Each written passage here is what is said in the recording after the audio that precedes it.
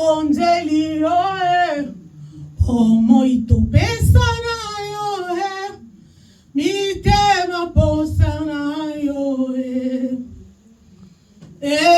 Yahweh sungama loboko na yo yanguya mi makangwama Yahweh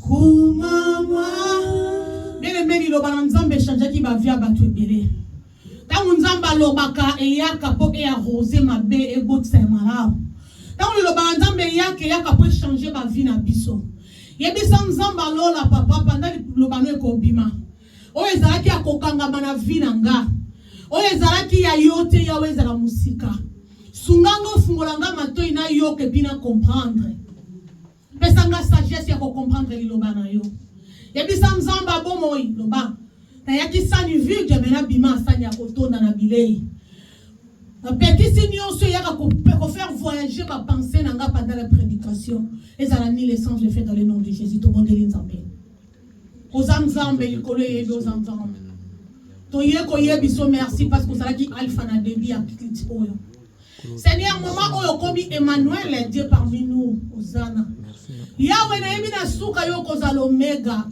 kolo tika maman oyo ozana biso yaka kolobela biso parce que nyonso ekoleka liloba no ekotikala liloba no yango ezalaka nguya liloba no yango ezalaka bomoi liloba no yango epesaka kimia tika kimio mokili epesaka te bila biso ntango tozoyoka liloba no eya po ekangola tika délivrance na biso ezwama pendant la parole kolo tika liloba na yo ekota na mabele oyo etondisa bino afime po ebota mbuma na pekisi Yahweh ba voyage nyonso ba penser pendant la prédication ezala ni l'essence de fait dans yoka yokolo lobela biso tika irana zala kaka extremo yo sepeli kosela cet après-midi mais liloba no eya po epesa bomoi soki irana lobi akota kufa mais soki tangu yo lobaka opesa ka bomoi je le crois au nom de Jésus-Christ de Nazareth tikolobela biso cet après-midi au nom de Jésus de Nazareth amen amen tobeteli Yesu Kristo maboko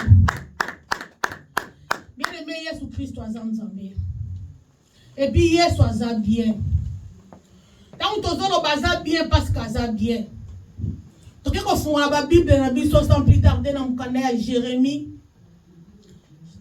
chapitre 17 verset 5 à 11e verset je lis au nom de Jésus-Christ de Nazareth. Ainsi parle l'Éternel. Maudit soit l'homme qui se confie à l'homme, qui prend la chair pour son appui et qui détourne son cœur de l'Éternel.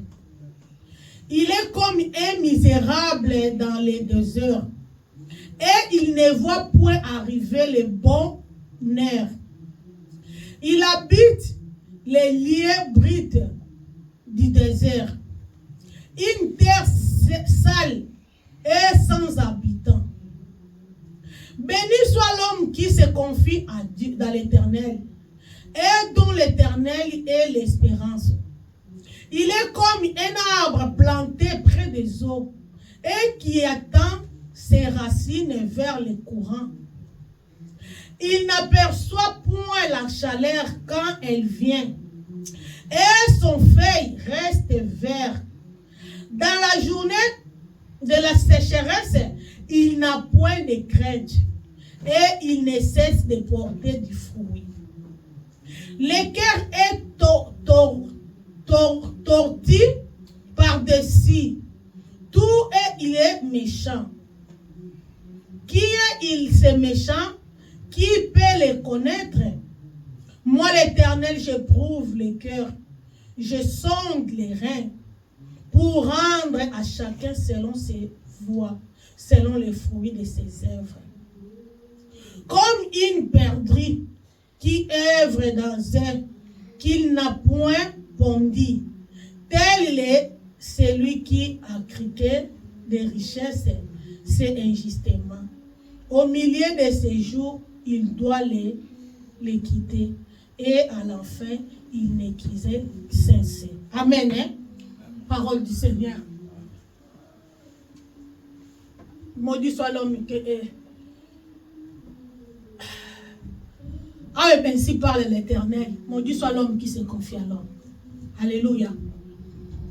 Et ça n'a pas tout mis qui va faire sa confiance dans la famille. Quand on a kola lobinga na zana ya na ngaza na mutambongo. Ya wana za mutambongo yo cheli motema tellement makasi. Mais ça mukolo noko ya wana oza isu na bomo ite. Alléluia. Aujourd'hui déception. So banota la ba via batu mingi ebeba par rapport à bané ko confier makasi na mutu moko songolo. Azali ko confier makasi na mbongo wa famille. Azali ko confier makasi na nom de la famille. Alléluia. Famille na biso kombo na ngo eza songolo. Parce que bazaki na mutu moko abimisa ki mutu kwa bana osaela kombo wana. Alléluia. Mais mukolo mutu wana kozala lisusu ta kokufa. Okosuka famille wana komi désemparée. Alléluia. Okosuka biloko mutu wana tikaki. Lokola bato bazalaki pembeni. Bayebaki te que maudit soit l'homme qui se confie à l'homme. Baba nei ko cheleka mutu bakataki aza infaillible. L'homme est faillible. Alléluia. Et comme on a un moment wana vie na esali nini et baby. Ebele ba baby sa ba fili ko la makapo. Musu sa bota mi alobi bananga na bota ma. Na yebi ke na kanande ko moko na poto. Alléluia. O cheli ndeko wana motema makasi. Musu so pomona ke plus loin. Ake cher ake luka ba problème quelque part yebi ke non so na bengi grand frère. So na bengi grande sœur a kotina. Alléluia. Mukolango bengi grande sœur alobi ngaku tunazana ba problème a loyer. Nga dengi na za akuti na ba problème ba ofuta nga isute puis nazo travailler te. Ba problème o luka ke komi o likolo. O komo lo ba grande sœur aza mabe. Alléluia. OK, grande sœur ou grand frère bazala ki mabe te. Yondo bandeki ko s'accrocher makasi na mutu. Mutu azaka mutu. Parce que le cœur de l'homme est torturé. La Bible dit qui connaît le cœur de l'homme? Personne. Zana mutu ta yebi mutema mutu. Parce que zana bana o ba boma ba parents na bango. Zana ba parents o ba sacrifier bana na bango pour na mbongo. Zana basi o ba sacrifier mibali na bango. Zana mibali o ba sacrifier basi. Alléluia. Ba sacrifier pourquoi? Parce que azana besoin loko moko o ezake ya mokili oyo. Azana besoin nzoto na eza malamu. Azana besoin nzoto na vivre malamu. Azui mutu wana a se sacrifier. Après dit que yobi pe journée ne kokoka. Alléluia. Maudit soit l'homme qui se confie à l'homme. Béni soit l'homme qui se confie à Dieu. Parce que toi se confie que pas mutu azaka toujours desi. Alléluia. Dans le parana vie na ngana yebi nature mutu déjà comme une déception. Parce que mutu a décevant nzambe na jardin d'Éden. Nzamba pesi nyonso alobi yo mutu kamba nyonso eza ya yo. Mais mukolo moi ça kutana kina nyoka yeli embuma yale. Après batuni Adam za wapi alobi na bomba mi pona za bolumbu ndenge nyo yedo za bolumbu. Poni ni miso sala kinini ifungwa maki. Aibisi nzamba bi moi so pesa kinga. Or que ça qui n'est pas bon l'homme soit seul parce que Adam za ko pesa ba kombo na ba nyama nyonso. Parce que mal na femelle. Ya ngo nzamba sala ki moi si mabaluki nzambe. Alléluia. Bana Israël nzamba bibisi bango na bende boumbu. Abanzo kende na bango. Bakola lokola ba bima ki te pona nzala. Ba bima ki bazaki ba captif. Tango ba bimi ba komi na nzela Moïse amatia umeli ba bi Moïse faloti kabiso. Tokufa na biso na Égypte. Parce que quand on va tous en bas cimetière. Pour mon comment le cœur de l'homme est torturé. Ba bosani ke nzamba kaboli la bango mai. Akiti la bango mani balia biloko elamba mina lola. Mais comme l'homme est ingrat. Nyoso ko sale la ya malamu. Nona 9 jours sale ya malamu obetolo maboko. Jour mo sale ya mabe. Histoire e bandokende ka ya mabe oyo sali asala kinga. Asala kinga. Mais mukolo mota ya lo bangape na sala ki mabe. Parce que c'est le cœur de l'homme. Nature de l'homme. C'est ingratitude. L'homme est ingrat. C'est quand on s'accroche mingi na bato. Ingratitude na bato comme on a yaya moko à se sacrifier vie. Papa maman a se sacrifier vie. Azo sacrifier vie pour ba ni batanga baza malamu lobi. A sacrifier vie dans so ateki makala nyo kwa mi pa boko la bana. Lobi mwana koli akena nda kwa nganga binga alina comme riche. Par richesse. Babi pesa maman. A hésité même pas. A dit maman salini. A pesi. Parce que l'homme est ingrat. La nature de l'homme, c'est l'ingratitude. L'homme est ingrat. Tu peux lui donner tout aujourd'hui. L'homme est ici comme exacté.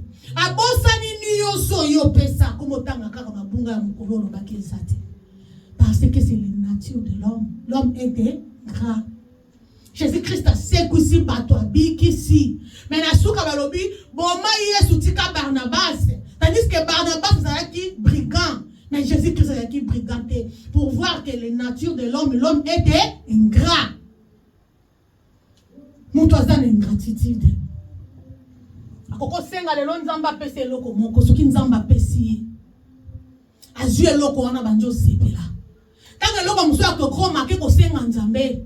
A évité que tant nzambe zalaka lentement et sûrement. Tant que mon azuité, comme le babi, nzambe, so yikout na kenda ki na ngapuna de na sai nini, azui parce que l'homme est ingrat. Et puis l'homme niveau ingratitude à mutu et comme il s'akaye est satisfait. Ata so pesi nyonso. Lokola yé ingratitude c'est ma c'est lata. A utikala ko zala satisfait. Ne sont pas payés à oyo kaka. Abe mukolo mba pesa kwa toko pa mai. Boko pa mai wana pe. Alléluia. Mais mukolo na pe kyo sa boko kaka loko wana donc yé pour na yé fa minimiser tout. Parce que ingratitude c'est là taille déjà. Donc yé ba tu ba sa ke bola muté. So sali bola mu na mi to lobi merci. Après quelque temps lobi ni na ngwa sa la kinga. Alléluia. C'est que yo muto za na ba blessure ya ben gratitude à batu ko se déranger té. Parce que la nature de l'homme est ingrat. Ingratitude, il y a une nature ya mutu. Alléluia. Maudit soit l'homme bien-aimé. Ainsi parle l'Éternel des armées. Maudit soit l'homme qui se confie dans l'homme. Qui prend la chair pour son appui et qui détourne son cœur de l'Éternel. Alléluia. Parce que mutu a tchake li qui a pas mutu. Pour bossa na ke vrai appui des années Yesu Masia. Appui solo za Yesu Masia. Si vous avez un problème, croche-toi à Dieu. Si vous avez un problème, appuyez par Nzambe. Parce que Nzambe, on attend que vous appuyez par Naye, aria oye là bas résultat. Et puis bas résultat Nzambe ça toujours solide. Alléluia. Tout ça va déception pour tomber kamaka na batu.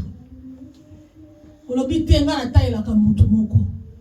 Mon boss dit que mutu ana za faillible mko msupa ko ikokufa. Ezana ba mingi lelo soko ba ndiko tala ba vina ba ko koma détruit. Soko tunie po ani no koma bo lokwa mutaliboma. Habite ba la kaka libala. Mo bala ke poto lobi o ya ko bala nga.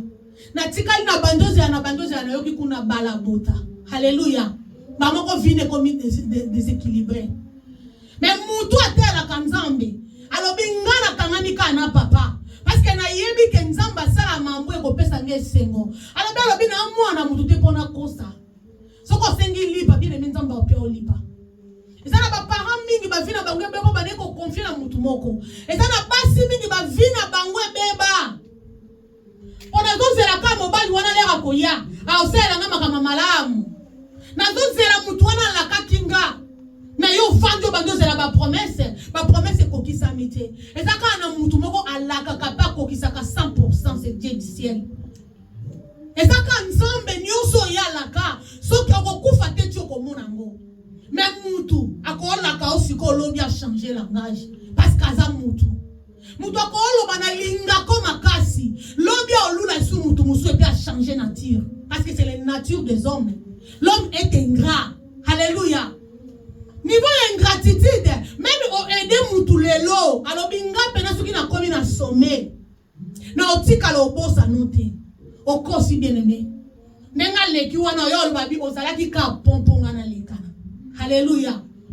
Abosa ni maloba nyonso aloba ke so na komi na sommet na ba la mise mentale yo. Mais mukoba rappeler alobi te, azalaki ka pomponga na lekela. Amwa sa niveau na ngate. Asa mobali niveau na ngate. Asa na niveau de titre ata mon côté. Donc azalaki ka pompona lekela. Sina lekina komi na ngambu mususu ya tikali. Alléluia. L'homme est ingrat bien-aimé. Arrêtez à se confier à la bateau. Parce que ça n'a pas de déception. Tout le temps, comme il faut, il boma.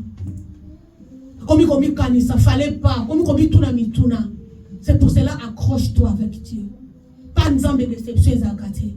Soki lelo moni te lobi okomona. Soki lobi omoni te lobi kuna okomona. Parce que aza mwana mutu te pour changer langage. Aza mwana mutu te pour kosa. Maloba neni yo saloba ezalaka oui et amen. Tango zochele otalela ye. Bien-aimé, confie-toi à l'Éternel. Il agira. Et puis tant où il agisaka, ils ont la somme et puis ça fille et puis ça toujours bon mot et puis ça koufate. Alléluia. Ni n'angwa yebise biso na 6e verset.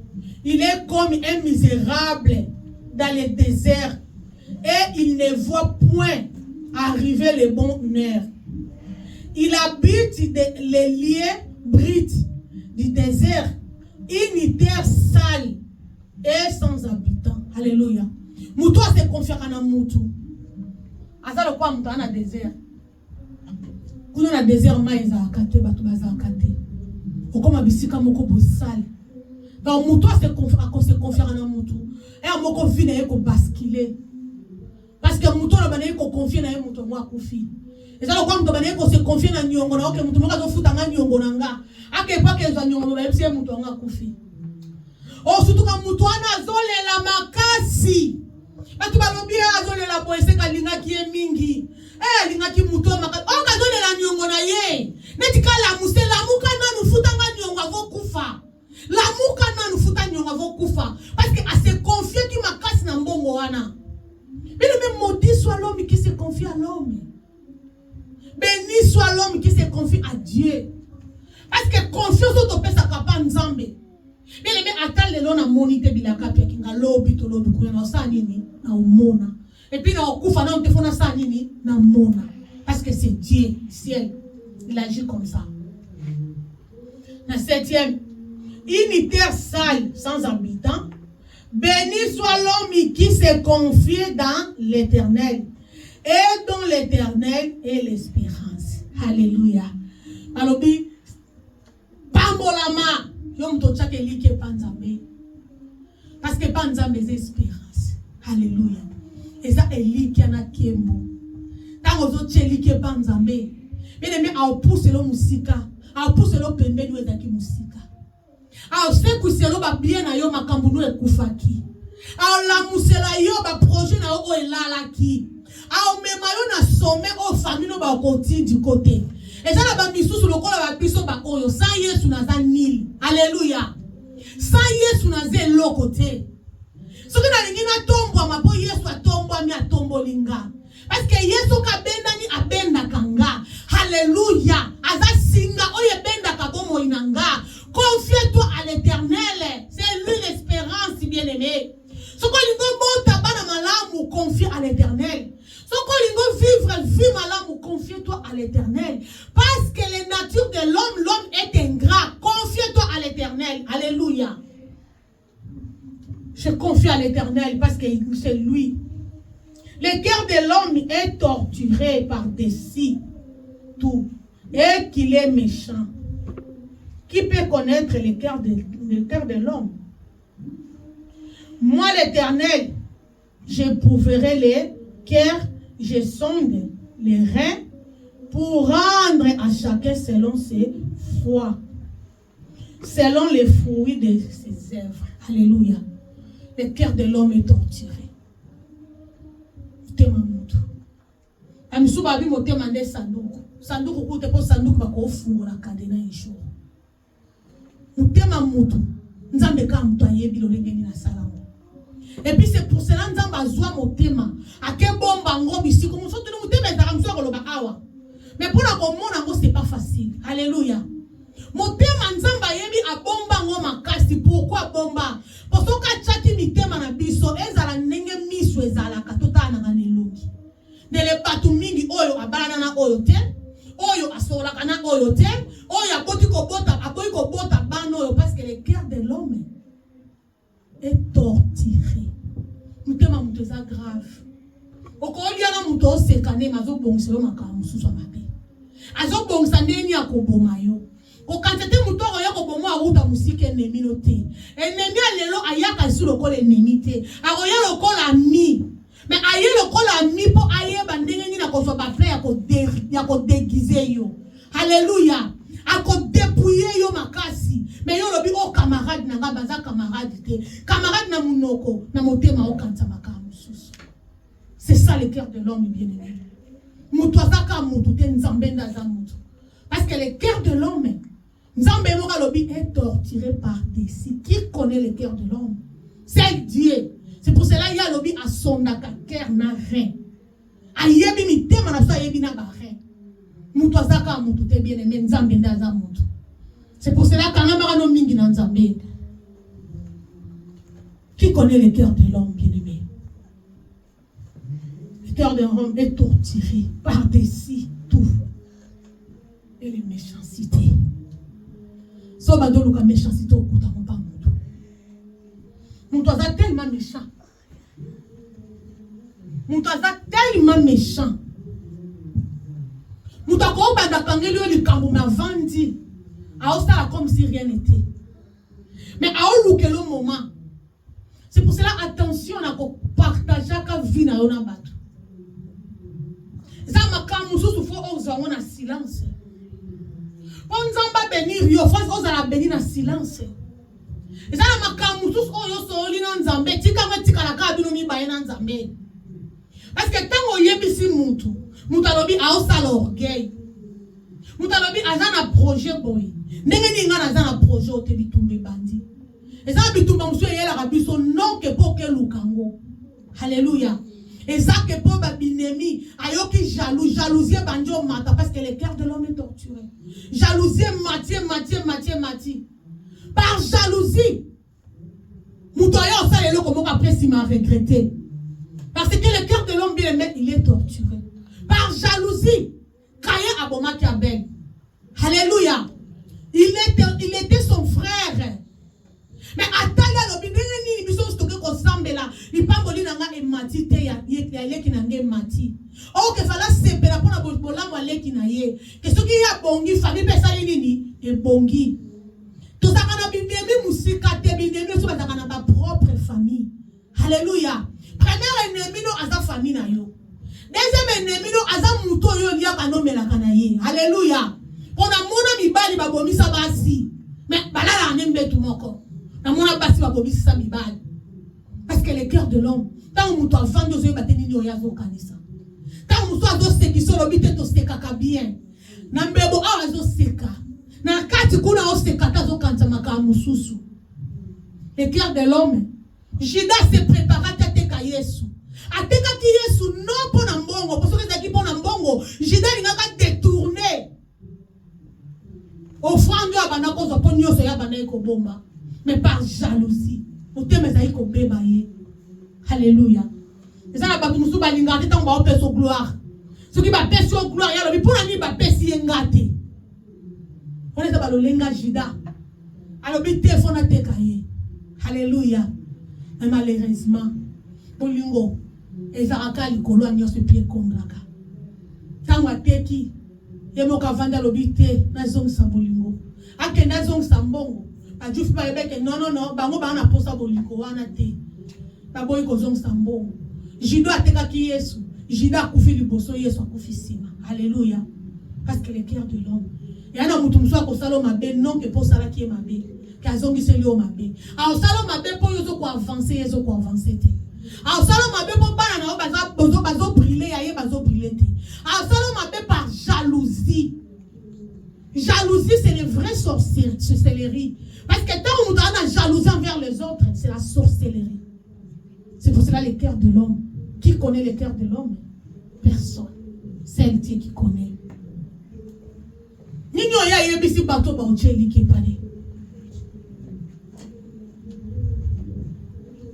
Moi, l'Éternel, je prouve les cœurs et je sonde les reins pour rendre à chacun selon voie, selon les fruits de ses œuvres, comme une perdrix qui ouvre des yeux, qu'elle n'a point pondre, telle celle qui est acquise des richesses.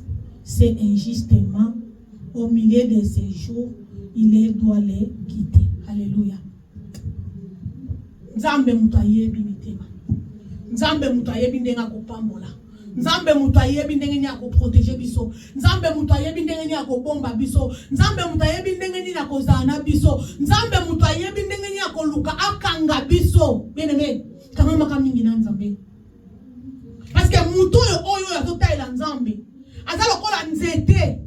Oyo lonami pembeni ya mai. Hallelujah. Nzete lonami pembeni ya mai. Mbula to mbula te. Misisa na yeko banozala toujours. Et puis nzete wana banobota mbuma na saison nyonso. Parce que nzete ebota mbuma na saison nyonso, c'est Jésus-Christ de Nazareth bien-aimé. Yaza mbuma ya saison nyonso, na sécheresse yazali, na saison de pluie yazali. Saison nyonso ko yazali. Azana printemps, azana été, azana automne, azana hiver, azana ba saison nyonso parce que yaza Nzambe. Ba bengi rabbi a changé kate. Hier même hier aujourd'hui et éternellement. Azam Nzamba kotika la Nzambe na ba vie na biso. Azam Nzamba tikali Nzambe. Makambuno simba te ya tikali ka Nzambe. Makambuno bonga te ya tikali ka Nzambe. Ezane loko te ko esala mite na vie na ope ko changer ye. Ce qui makambuno simbi te a tikala ka Nzambe. C'est pour cela accroche-toi à Dieu. Kangama na Yesu bien-aimé. Kangama na ye aza seul espoir ya ba vie abatu. Tango mokili lembi tango mokili boa kiyo ya zala kawana. Aza omnipotent, omniscient, omniprésent. Aza toujours là avec toi. Devant la malédiction, il est Seigneur. Devant la condamnation, il est Seigneur. Devant les problèmes, il est Seigneur. Même si devant la mort, il est Seigneur. Parce que Azam Zamba Koti Kalanzambe. Bien aimé, confie-toi à l'Éternel. Il agira parce qu'Azam Zambé. Arrêtez de confier des hommes. Alléluia. Parce que les natures des hommes sont ingrats. Et Jésus-Christ, il est Dieu. Alléluia. Sans plus tarder, de quel temps on a psaume? Psaume 121. Cantique des degrés. J'élève les yeux vers les montagnes. D'où me viendra le secours? Le secours me vient de l'Éternel qui a fait les cieux et la terre. Il ne permettra point que ton pied chancelle. Celui qui te garde ne sommeillera point.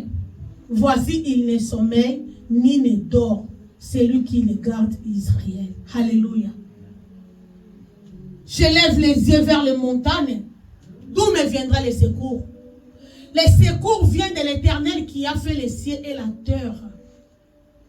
L'Éternel qui nous garde. Allah la kate, animba kate. Mais Azawana tout le temps pour nous protéger Kabiso. C'est pour cela devant un problème, t'allez l'Anzambé. Devant un souci, t'allez l'Anzambé. Makambezo simba te t'allez l'Anzambé. Makambezo simba t'allez l'Anzambé. Parce que la Bible dit maudit soit l'homme qui se confie à l'homme. Mais béni soit l'homme qui se confie à l'Éternel. Parce que Mouto se confie à l'Éternel. Moule bete bete makamwe ko simba. Makamwe ko simba même na saison ko simba kate. Bisiko balobi Mouto le kate yo leki. Azanzambo a renversaka. Banzamba bal. Azanzambo a kata ka ba chaîne ya ba famille. Azanzambo a deli ya ka bato baza lié. Azanzambo yo a déracina ka ba projet de démoniaque satanique. Azanzambo yo a changé ka ba destinée ya ba tout bien aimé. Oko bota na destinée négative. Soko tale liya ko personne de destinée positive. Parce qu'Azanzambe a changé ka makila SS a comme sango AS. Alléluia. Parce qu'Azanzambe c'est pour cela, bien-aimé, confie-toi à l'Éternel. Maudit soit l'homme qui se confie à l'homme, mais béni soit l'homme qui se confie à Dieu. Parce que Nanzambe tolonga, Nanzambe victoire est certaine, Nanzambe vie éternelle est certaine. Dans le nom de Jésus, Tikanzamba lola apesa biso esengo na mitema na biso na kombo na Yesu Christ. Amen. Tout est remis Nicolo.